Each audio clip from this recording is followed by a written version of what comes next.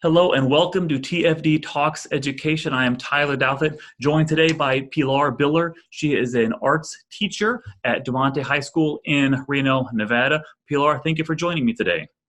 Thank you very much for having me. And one thing to point out first, 2018 Nevada Teacher of the Year kind of got her on our radar a little bit and then dug a little deeper, the kind of things that she's into. So we're hoping to talk about that. One thing that Pilar, you mentioned you're kind of into a lot is making a school a safe place to support the needs of students. In your words, what does that mean? Well, that really means being in touch with the students' needs. And the way to make that happen is really through relationships. So it's important that we form really strong relationships with the students so that we know where they're at and what internal and external forces are affecting them. And so when we meet a new group of students, we're not really aware of what their family dynamic is or what trauma they may have or what is affecting them. And that is at any age level. I happen to teach high school right now, but I've also taught elementary and middle school. And from my experience, really good teachers are the ones that form good relationships. And once you have those relationships, and then to accompany that, you start building really positive school culture so that the students feel safe emotionally, then you are going to be able to help them in ways that make the whole school safer, because we really are dealing with what's going on inside their lives that causes certain behaviors. And so those behaviors are what affect the safety of the school. Yeah, and that culture probably goes a long way, making it not only a safe place from the position of the teachers, but also the fellow students, more accepting, I could imagine, right? It's kind of the idea. Absolutely. I got you. And being an art teacher, I know there's all different kinds. So what type of art is it you teach, or how does that kind of fit in with what you do there? Well, I teach visual art, primarily 2D, which is like painting and drawing.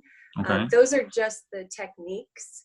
Really what the art curriculum in our state, but also if we're looking at national standards for art education, the standards really focus on growth mindset, perseverance, problem solving, critical thinking. And so those are the areas that really allow us to teach social and emotional learning through the arts. And so I like to focus on those right from the get-go, and whatever technique or medium we're using is really great, but the main point is giving them those life skills that they're going to use beyond my classroom. Because even though there are several students who continue to take intermediate and advanced art who really enjoy working with different media, I think more importantly are the lessons that they learn about overcoming challenges and learning from failures and using those experiences to help them in other parts of their life as well. And I myself am not an artist. I was not gifted in that area of talent and skill set. How does things like art apply to some of those things, over hard work, perseverance, overcoming obstacles? To me, I'm not sure I see the full picture, I think. And coming from an artist, how would you say that to someone, a non-artist like myself? Well, that comes up all the time because I teach mostly beginning art students. And in our state, we don't have elementary art. So that means that some of the students have had some experience in middle school that they then bring into an Art 1 class. And I have many students who've never had art before. And a range, I'll have freshmen through seniors in the same class. And a lot of them have the same perception. I'm not an artist. I have to take this class because I need this credit. And I'm feeling inadequate, like I'm not going to be able to do this. And so that's why it's really important that we set it up as if you are interested, because that really is what it amounts to, if you put forth that effort and then you use strategies that I'm going to teach you, and then you ask for help when you need it, then you will grow in any of those skills. And I like to use a lot of sports metaphors because I'm not really athletic. So I can kind of bring it to that place, especially for my students who are really involved in sports, that, I can't run a 5K. I can walk really fast, but I don't think I could run the whole thing. Or if you gave me a bat, I'm probably not going to hit that ball. But if I was really interested in learning and put forth the effort and used strategies that experienced people would give me, and then I ask for help when I need it, the chances are going to become much more likely that I can accomplish those things. That does sound like a life skill.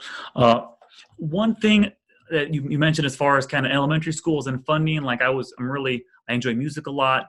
My wife enjoys art a lot. You hear about different funding, and I don't know what it's like in Nevada, but in Illinois where I'm at, there's always budget shortcomings and all this, and things are always on the cutting blocks and everything. How you've been a teacher for a little while.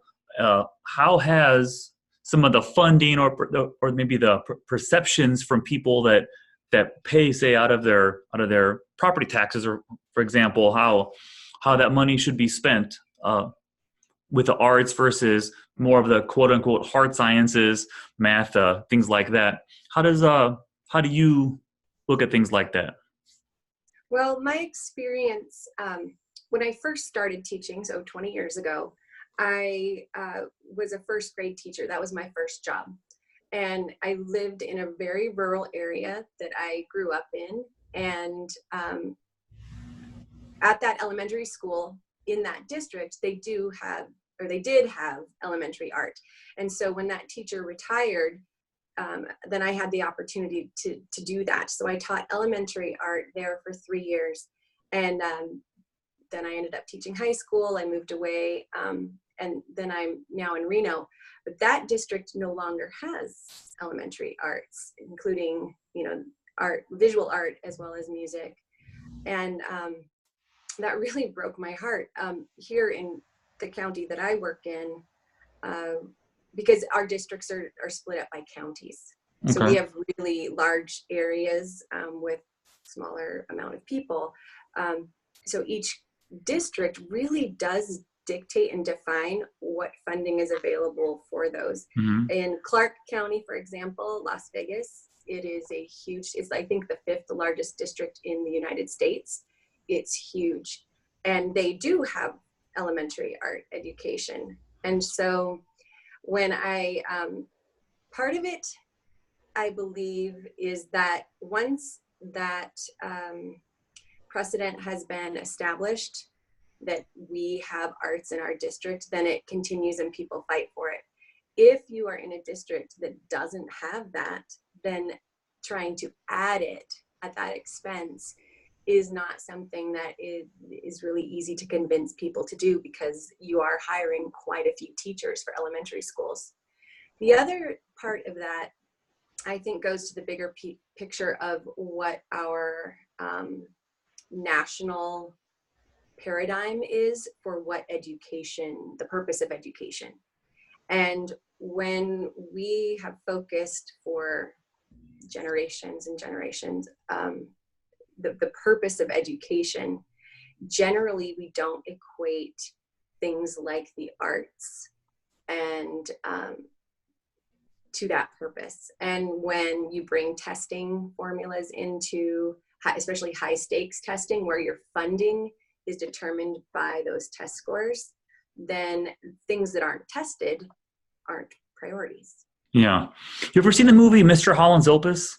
Yeah. Yeah, I was thinking about the end of that with the arts, and I'm paraphrasing by memory here, but something about that you're all the reading and writing that you want to emphasize, but you're willing to create a generation of kids that won't have anything to read or write about. And I always thought that's an interesting way of thinking about arts as a whole, more so.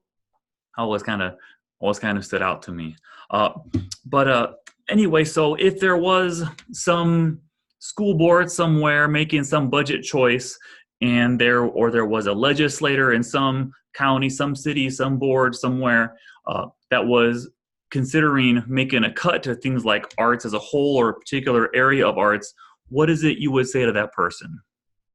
I think I would have to bring in the testimony of my students, because the ones who find art as a real challenge, I think will come out of classes where arts education is purposeful, that provides that support for students.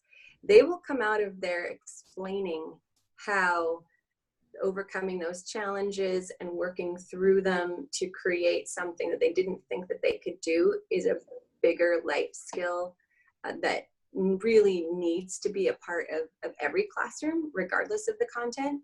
But the arts really provide that unique opportunity, because you have the students who are new to it, who have to really work through those personal challenges. But then in my particular case, I teach a curriculum for the advanced art students and the AP art students who go through an inquiry investigation process for all of their work. And so the idea is that they are learning how to learn and to do it independently based on their interests and their choices. And then they can create with whatever media they have. And my students come back to me and say that they're still using those strategies as they move on into careers and college because it's so effective. So again, I think that while those things can be taught through any content, the arts provide a really unique opportunity because it also touches you emotionally. It also gives you that connection or expression and communication, whether it's visually through visual art or through theater, dance, music. And so we as art teachers have a really, like I said, a really unique opportunity to not only teach students these really important life skills, but to do it in a way that really touches them in a unique way that can really impact their lives. It's a good answer. All right, Pilar, thank you so much for taking time to talk to me today, and continued success on your art teaching career. Thank you very much. I appreciate. Thank you.